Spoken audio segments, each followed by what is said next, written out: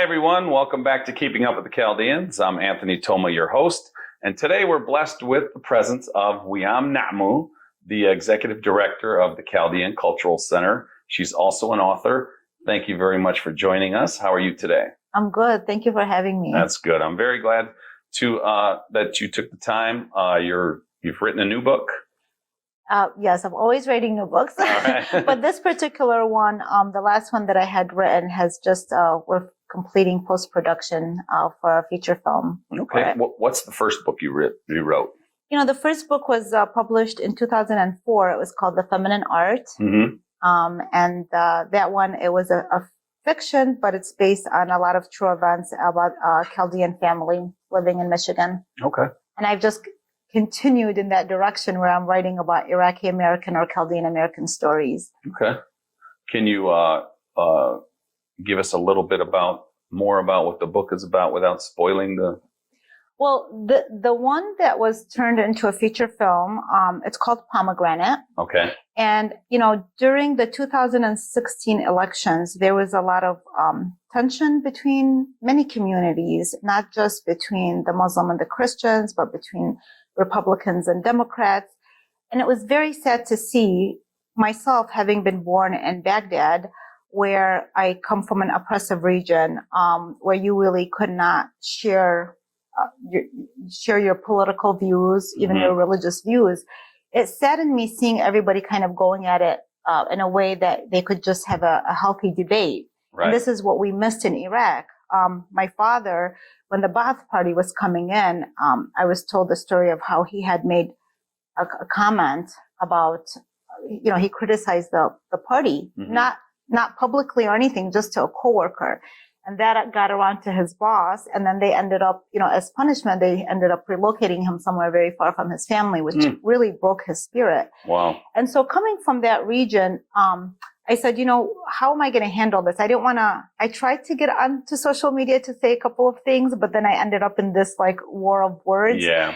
And I thought, well, endless war. Yes. And yeah. It felt very, it just didn't feel good because that wasn't the intent. So I decided to use my creative energy to write a story about a Muslim family, refugee family, Iraqi, that's living across the street from a Chaldean family. Okay. And the Muslim family is, well, the girl that is the lead of the character of the film, she's a liberal, and the Chaldean family is a conservative. And they just they really just speak their minds. And they're beautiful young females that I feel like dispel the stereotypes from what Middle Easterners are normally portrayed as, whether Muslim or Christian.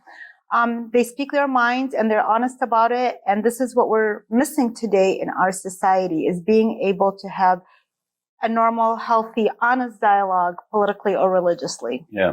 Do you think you're going to get some pushback from the Muslim community portraying a liberal Muslim girl I already did, actually. Yes, okay. I already have. It was my first book talk cancellation in 17 years where, you know, they canceled your tour, the signing? It wasn't a tour. Okay. I was invited to do a book discussion by a group that never does book talks, but they were so intrigued by the story.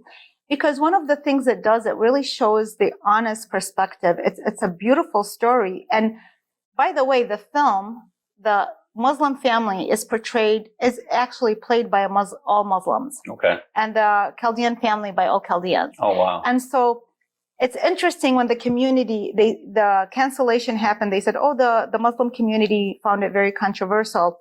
But to me, I thought, well, who's this Muslim community? The people that played in the film are Muslim. The woman she did an amazing job, the lead actress, she's Muslim. She played in it. So obviously this is not representing all Muslim communities. And I think that's what happens in the Middle East. We kind of are just put into one basket. Like, people are not aware that there's different religions there, that there's different, Muslim mentalities. There's a diversity, just like in every other culture.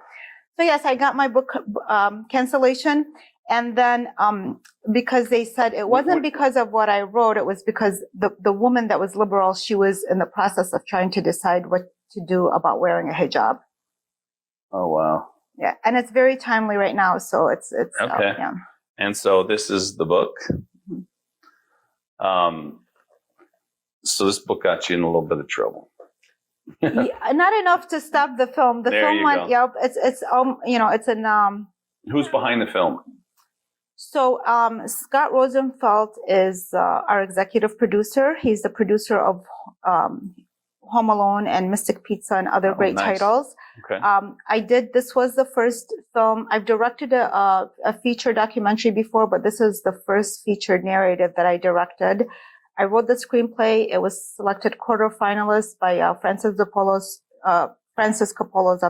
Zoetrope. Mm-hmm. So there was a Chaldean producer in LA, Sam Sacco, who was interested.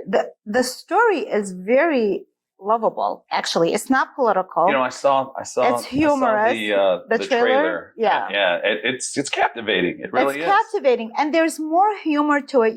Scott Rosenfeld. I remember he was intrigued with the story before we signed on, but when he read the script, what he said is, he said, I was not expecting there to be so much humor. Right. It's filled with humor. And, anybody who's been in our homes, in our Middle Eastern homes, they find that aside from the food and the family-oriented atmosphere, we have a good time. We laugh and we joke at each other about a lot of things. Another thing that is missing in the media and in films is really that aspect of ourselves that is stereotyped. So it's unfortunate because of a certain type of mentality that the book discussion was canceled, because it was an opportunity to discuss different views, right? Yeah, absolutely. I totally agree with opening dialogue and listening to both sides, or all sides. I mean, because all sides. We say both sides because it looks like it's the left and the right, or the this or that, but it's not. It's all sides. All sides are different. So you're the executive director at the Chaldean Cultural Center. Well, the Chaldean Cultural Center. So when I was as a writer and as a filmmaker, I am most comfortable just kind of sitting behind my computer creating stories. Mm-hmm. But also, I think it's just natural in our heritage to kind of want to be of service, to utilize creativity as service, or I don't know, any of our God-given talents as service as well, and not just kind of be self-absorbed about it. And so when I was approached to be the executive director of the Chaldean Cultural Center, that's when I saw that I can finally use my skills and talents to serve. Mm-hmm. It was kind of, that's what drew me to it, because believe it or not, even though, I have my own show and I do a lot of things in the public eye, but I like to be more where I'm writing and kind of behind my computer type of thing. But I think when you're at the point where you decide between yourself and your creator that there's more to your life than that, and you commit to that, then when you're doing it for a purpose, for some kind of, for a meaning, then you put yourself out there and do what you have to do for the bigger picture. Yeah. And one of the bigger pictures is knowing that so very few people know that the Chaldeans still exist. Yep. The fact that, a lot assume that we're extinct, not knowing what our history is, not knowing about the general history of Iraq. Because it's been so saturated with politics and war and stereotypes and unfortunate violence, negative things that are not necessarily all true, right. or it's not the only truth there. Mm. So, you are a part of the commitment to preserve the Aramaic Chaldean Surat language. What is it at the Cultural Center that they're doing to help with that? I know they offer classes. Why don't you enlighten the audience on how we can all pitch in to help?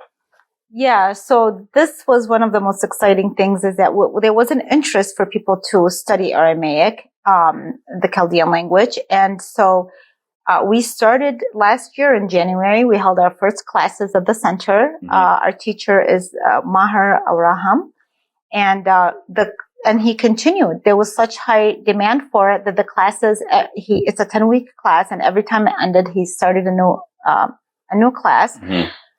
because of high demand for people who are not local, then this January when it started, he did it online. Mm-hmm. We have class for children that starts in April, which people can go on our website. It's ChaldeanCulturalCenter.org.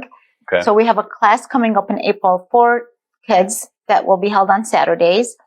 And he will continue doing his classes for beginners as well as for advanced. So it has grown within a matter of 1 year. Again, because, we realize the importance of not just, preserving, but for me, it's also documenting our stories. Of course. And yeah. we've been doing a lot of programs to document our stories. Mm-hmm. Very nice. So they go to ChaldeanCulturalCenter.org? Yes. Okay. So Mary Ramaya gave us a tour of the Chaldean Cultural Center a couple of years back. I think it was before COVID. It was a great tour, very informative. What can you tell the schools and the teachers and the people and superintendents of the surrounding areas? What pitch do you have for them, or what kind of package do you have for them to come and visit the cultural center? Well, I think one thing that to realize is that, ancient Mesopotamia, it's the cradle of civilization. Mm-hmm. It belongs to everybody because this is where writing, the first city states. So it's not just related to the Chaldean community or Mm-hmm. society.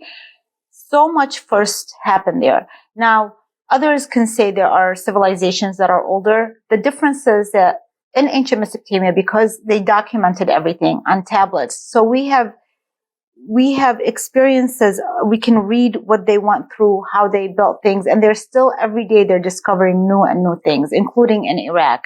And we're in regular contact with archaeologists in Iraq, and just really so impressed with their work.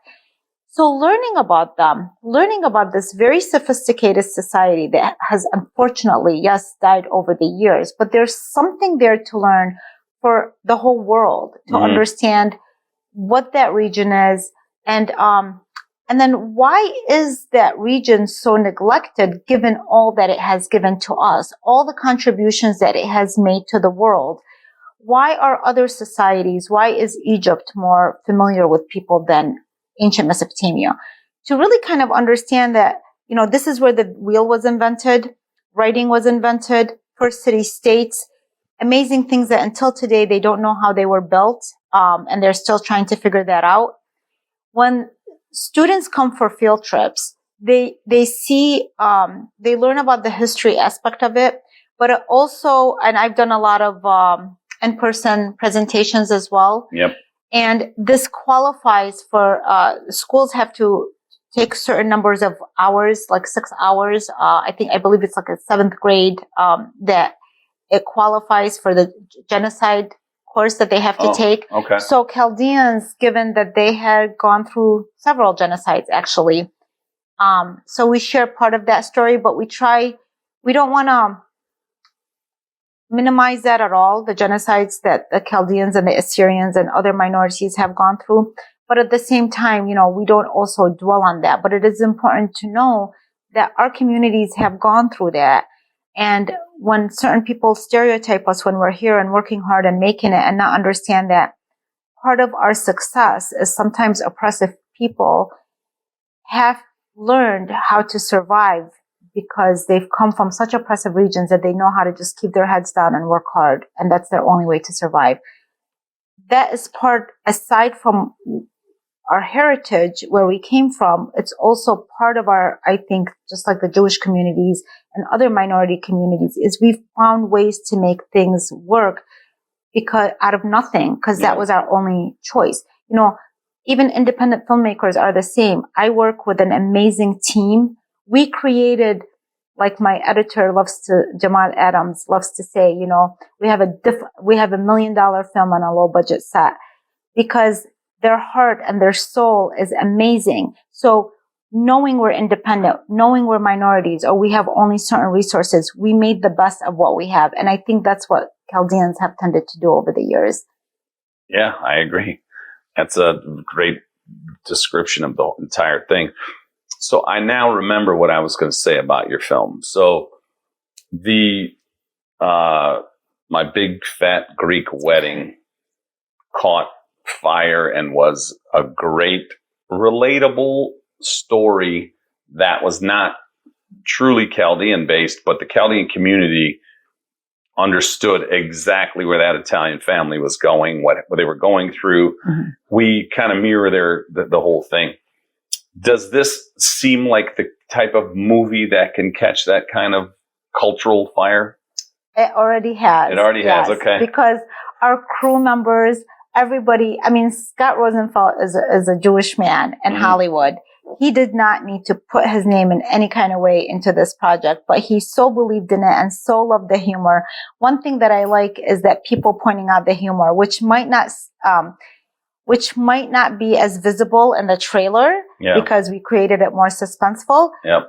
Part of the suspense is the suspense of the leading actress, her inner suspense that mm-hmm. she's going through. But there's so much humor. We had people laughing on the set many, many times, and we held our breath until like it was done, and then we would be laughing at these scenes.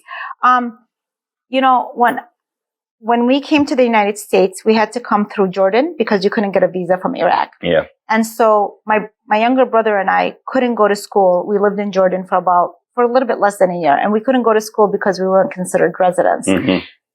I don't know how this happened, but there was a book laying there called Gone with the Wind.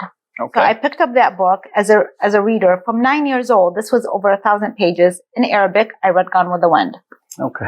And I related so much to the characters. I related to Scarlett O'Hara, like thinking, oh, you know, this is how America is. But I saw myself in her because the author did an amazing job. Margaret Mitchell did an amazing job in bringing forward the human experience. Mm-hmm. So this story took place in the 1800s, and it was about this Southern family, a Southern girl. And I related as a 9-year-old to her, not because I was her age and not because I was from Georgia, but as a human being. And so, you know, much to my surprise, of course, when I came to Michigan, it was not Georgia in the 1800s. I was like, okay, where's the horse carriages and the puffy dresses? Because I went to the first time to see it. My siblings saw that I was so entranced with this book, so they took me to see my first film actually, it was in English, Gone with the Wind, with the Arabic subtitles. Okay. So here I am. I'm coming here thinking, you know, the puffy dresses, the horse carriage, the barbecue, the elaborate barbecues, elaborate naps. Of course, that wasn't the case. But that story gave me an impression of something that stayed in my heart about what America is about and the ability as a woman, this woman who was able to make choices, defeat odds, wars.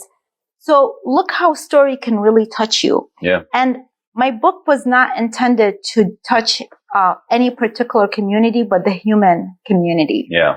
And I think that's why I attracted an incredible team that till this day, I cannot repay them for the kind of work that they did to help make this happen. Yeah. I think humor is so relatable to everyone. And I think that's what made that Big Fat Greek Wedding such a success, was the humorous side of it and being able to laugh at yourself.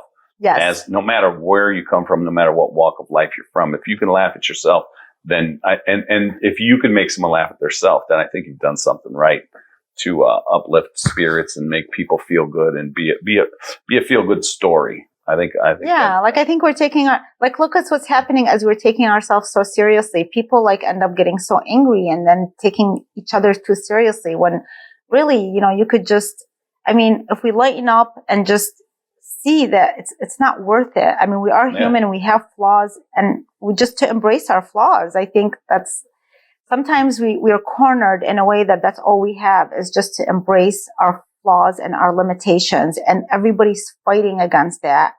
And I think this movie allows us to see the main character. She's a poet inside who wants to be even a rapper. She's seeing herself and imagining herself, right? That trailer. Yeah. But she's limited by her family that, thinks she thinks they're thinking backwards or what have you. And, the family might seem Muslim, but that story I relate to it as a Christian. I grew up feeling like in my head, I'm this, I read all this literature and then I'm living with people that think, oh, books, why do you have books around? So, but, it's again, being able at the end of the day to love that family and say, you know what, God put me in this space. How do I make the best out of it? Yeah, for sure. I mean, with the Muslims and the Chaldeans, they're kind of parallel cultures and upbringings and all that stuff. It's just the difference is the beliefs. Some certain beliefs are different, and that's it. So give us a little bit of a history lesson. So Mesopotamia, and then there was Assyrians, and then Chaldeans, and kind of just lay out a timeline for us to educate our young viewers. Well, I think this is going to be like a lifelong thing for me until the last day that I'm on earth, is putting all these pieces together from ancient Mesopotamia, which started with the Sumerians, which prior to that, they were like people that were nomads and they were hunter-gatherers. They would just go and wherever there was food, this is where they lived. When they found the Fertile Crescent is when they gathered in this area and they started, what happens in naturally when you find a place where you can eat and rest, then your creative process starts kicking in, then you can start building. So then they started building things because they can grow food rather than go and hunt for it. So they started building these amazing things that until this day exist and which we have learned so much from. What happened, as happens in many areas, is over time, different tribes came in and, one conquers the other. And so they also, in the conquering process, tried to change narrative, tried to change stories. And it got to the point where we were almost like erased from history. So they started in the South based on the research that I did and interviews that I have done with bishops and the priests and people that until today I'm connected to in Iraq, in Australia, all over the world. What do you consider the South? In Ur, land of the Chaldees, yes. Okay. That they originated from that region and then for various reasons started going north. And to me, that doesn't sound too far-fetched because look where we have traveled thousands of years from Iraq to here. Yeah. So for different reasons, including wars and what have you, they started moving to the northern parts of the region. And then, and the whole entire Middle East at that point was speaking the Aramaic language. Oh, really? Thousands of years ago, before Christianity, because Aramaic stems from Akkadian, the whole entire Middle East was speaking Aramaic. Imagine that. And then, of course, that changed when the Arab conquest happened. And then so the people started adopting the Arabic language and also the Muslim faith. And so again, just like sometimes when we compare ourselves to the Native Americans, it's that story of different people coming in and you assimilate into that. And so you're right. That's why, when you're working with the heart, I was born in Baghdad, so it was a Muslim city. My best friend, which I named the person in the book, her name is Niran, and my best friend was Niran, who lived across the street from me. We did not know. I did not know. I knew she's Muslim. She knew I'm Christian, but we just knew that title, and that's where it stopped. I loved her mom. Her mom watched out over me like she was my mom, and vice versa with her. And until this day, she has a very special place in my heart. When you work with the heart, these things it doesn't constitute your identity. Sometimes, again, another thing we get wrapped up with, I'm this and I'm that. We didn't know who we were. We just knew that we connected and we loved each other. Yeah. Unfortunately, what's unfortunate in that region is that the idea of diversity, the idea of doesn't last or didn't last. And there was communities like the Jewish community and the Christian community could not continue there, which I think it would have been beneficial for that world. It would have been healthier if they would have allowed that kind of diversity, because the Jewish community, the Chaldean community, the Assyrian community have incredible made incredible contributions and still do. And they lost that group, and many of them who I talk to are not happy about that. That happened, but maybe now through technology, we can continue to contribute to that world by sharing our stories. And right now, this is where we have the largest population of Chaldeans in Michigan, and so we just have to embrace that and work with what we have. Yeah, definitely. And so, Chaldean Assyrian, what's the difference, if there's a difference? And just explain that because I get some pushback. Why is it keeping up with the Chaldeans, and why isn't it keeping up with the Syrians? Why don't you do it keeping up with the Syrians? And I'm like, well, I'm Chaldean, but I guess I'm Assyrian too, and we're the same people. My ignorance didn't think of that deep. Keeping up with the Chaldeans is where the name came from, and that's what we stuck with. So help defend me on that. So when I first started working at the Chaldean Cultural Center, I had questions like, why is it called the Chaldean Cultural Center and not this and that? Why this? Why? Mm-hmm. And I said, well, first of all, I didn't name it. But right. Second of all, there's the Assyrian Center in Chicago. Okay. Right? Yeah, there's the Arab American Museum. Mm-hmm. There's the Iraqi Foundation. There's the Arab American when you call a name that it's representing the Chaldean community, why not call it that? Mm-hmm. Personally, based on research that I have done, which we are working together with groups, again, all over the world, there is difference. And whether that difference started in the 1500s mm-hmm. through the Vatican or before that, I think the main problem what's preventing us from really seeing, addressing this issue is this force of being identified as somebody that you don't want to identify as, or vice versa. So for instance, we get pushback, like I have somebody on social media who tags my name all the time. She doesn't identify themselves. I mean, this is so convenient, right? When you are behind the scene, you put this avatar. And I said, do you want to discuss this on my show? You are more than welcome. I'm inviting you. The door is open. You want to do programming and at the center? Do you want to have a forum? I'll create a whole entire event to have this discussion. Uh-huh. Nobody shows up. Yeah. That in itself shows me that the person that is fighting, they lack they're not equipped enough for the entire argument. Yeah. That we would need an additional show, and I will come back the day that I publish a book on this. Okay. All right. So I can discuss it on its own, but there are many, many differences.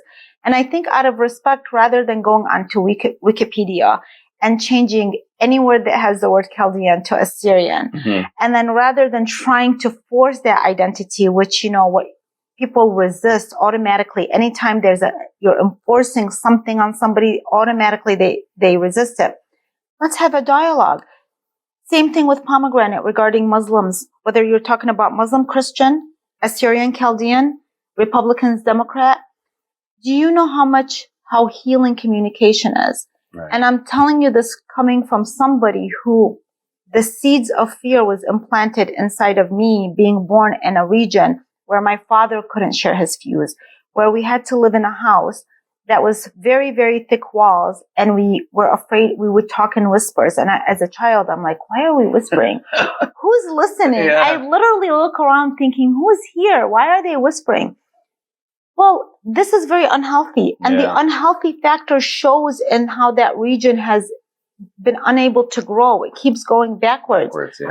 Because look how the First Amendment, how important that was. And I did not realize, as a child, the importance of that until now. I'm thinking, wait a minute, that right there, because when I allow you to express yourself and you allow me, then that diffuses the anger right there. Sure.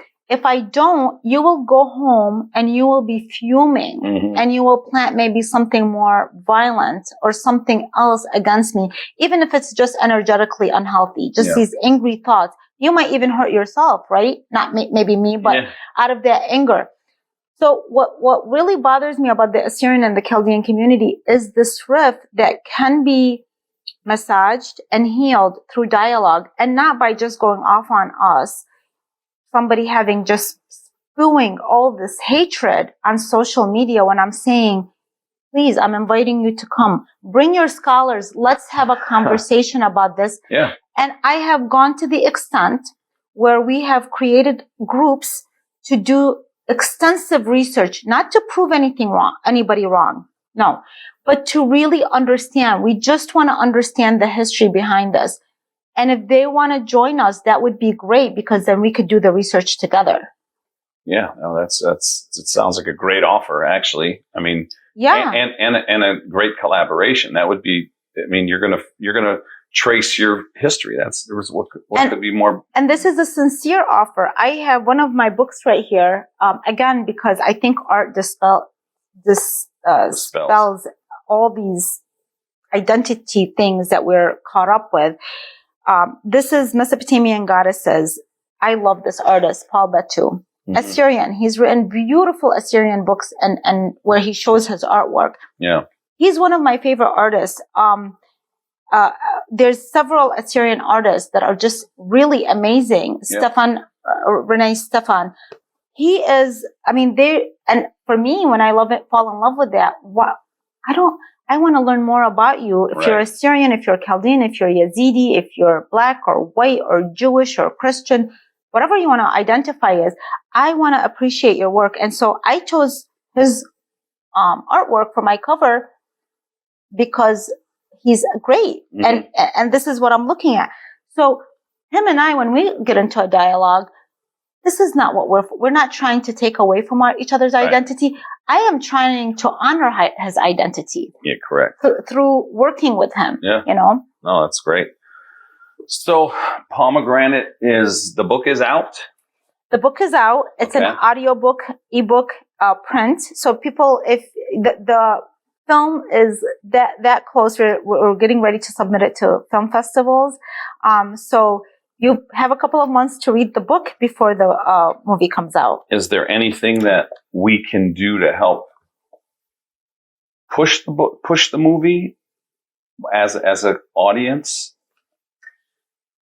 For right now, I think just watching the trailer and liking it. You could do something as simple as that, remembering that this is the first Iraqi American feature film, and it's led by women talent. And we always complain about our stories are not being heard, or we don't get the right representation, and then we get all these people canceling this book thing, or even when Netflix had a couple of Middle Eastern movies, and then the Middle East was upset about them.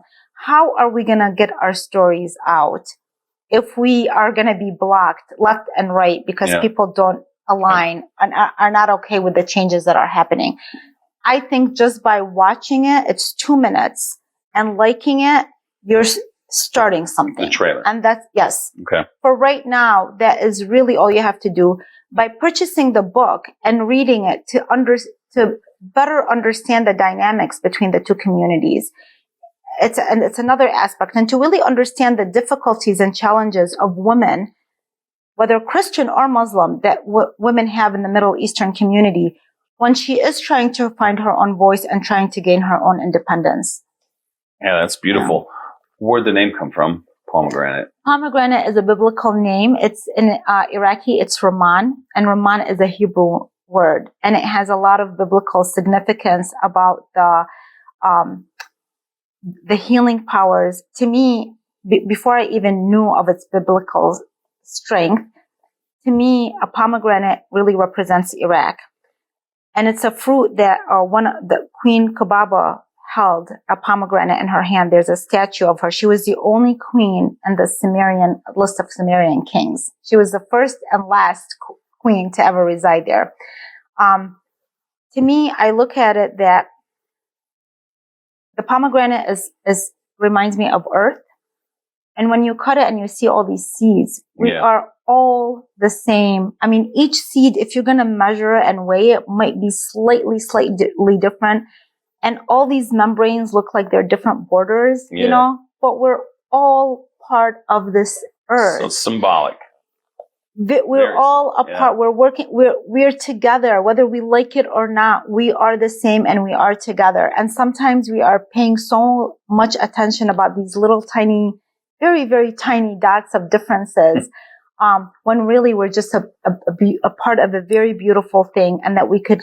And if you read about the biblical meaning of it, you see how much unity and prosperity that we can create together. Imagine if that was the mainstream media's message, what the world would look like.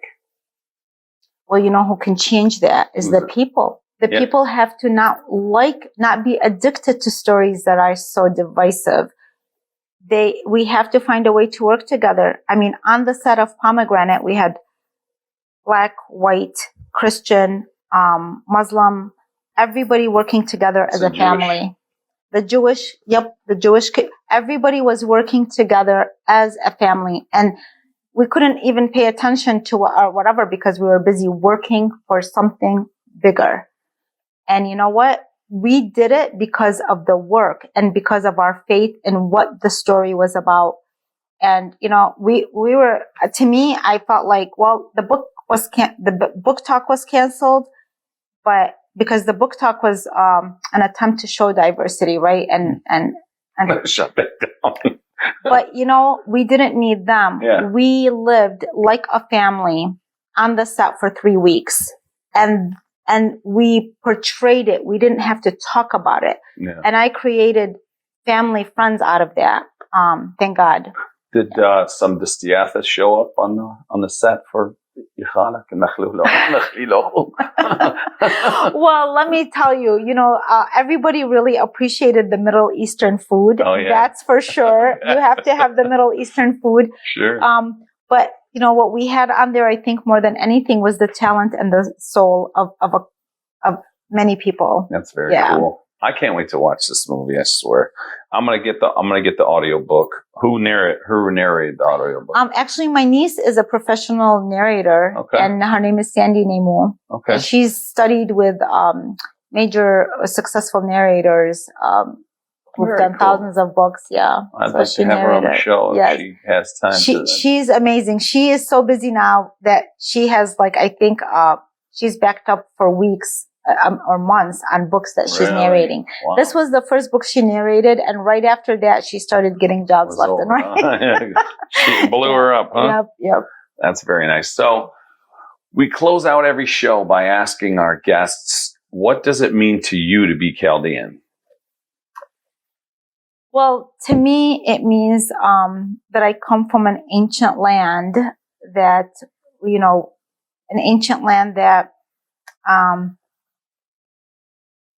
I was born there for a reason. At some point, I tried to get away from being Chaldean. And then I realized, no, I was born in that land for a reason. It's where my ancestors are from.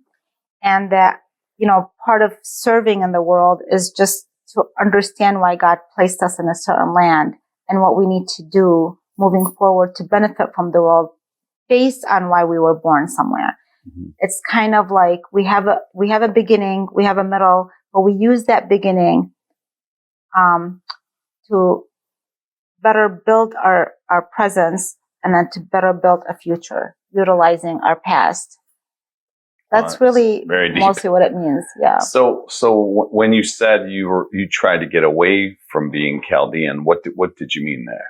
Oh, I just thought, like, well, what is Chaldean? Like, it's to me, it looked like so much limitation, and so I tried to even travel and live abroad in order to get away from that, because I wanted to see culture and I wanted to see rich history, which I did. I traveled the world, and it was an amazing experience. And come to realize, I'm like, well, this is really great, but I also have, after traveling mm-hmm. and experiencing and enjoying and appreciating what the world has to offer, then I came back and I thought, well, what about my history? What does that look like? And then I realized, well, that's one of the most intriguing. Pretty cool. It's pretty cool.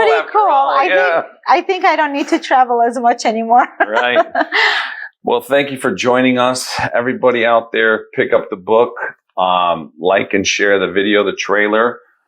Check out her podcast. and follow her on social. She's a very interesting person. Go see her at the Chaldean Cultural Center. You're everywhere. You're doing everything. This was very enlightening, very enjoyable conversation, and I appreciate you. Thank you so much for having me. I appreciate what you do as well. Thank you.